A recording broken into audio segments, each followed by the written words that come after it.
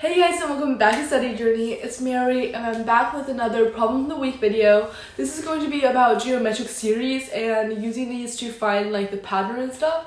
So without further ado, let's get on with the video. This is AMC 10B problem 16 of the year 2016. The sum of an infinite geometric series is a positive number s, and the second term in the series is 1. What is the smallest possible value of s? Your answer choices are 1 plus the square root of 5 divided by 2, 2, the square root of 5, 3, and 4.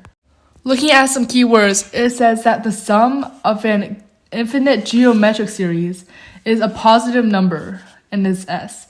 The second term is 1, and it is asking you what is the smallest possible value of s, which is... So what this means is that if a is the third term, the second term will be AR, the third term will be AR squared, where R is a common ratio, and this just goes on and on.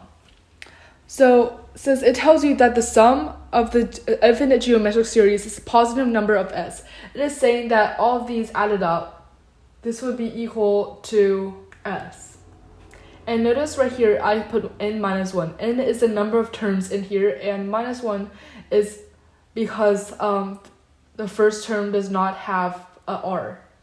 The sum right here, it would be the first a over 1 minus r. And this is the formula to find the sum of an infinite geometric series. So we know that the second term is the first term multiplied by the ratio. In other words, the second term would be a times r right here. And it tells you that the second term is 1. So a times r equals 1. So a would equals 1 over r. The sum would be 1 over r over 1 minus r, which equals 1 over r minus r squared.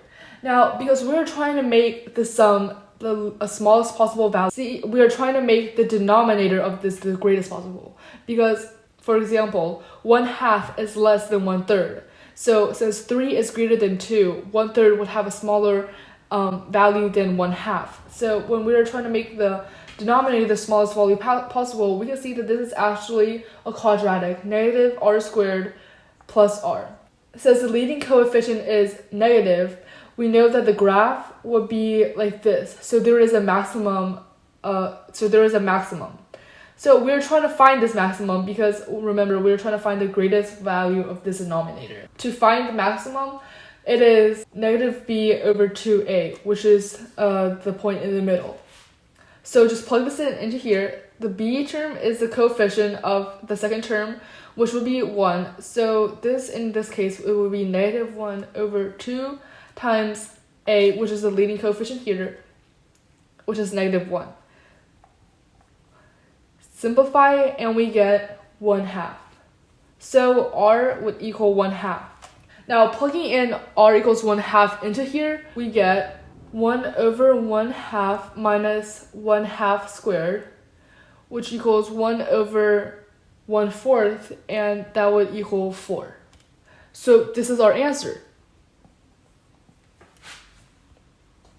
Looking at our answer choices, we can see the answer would be E, 4.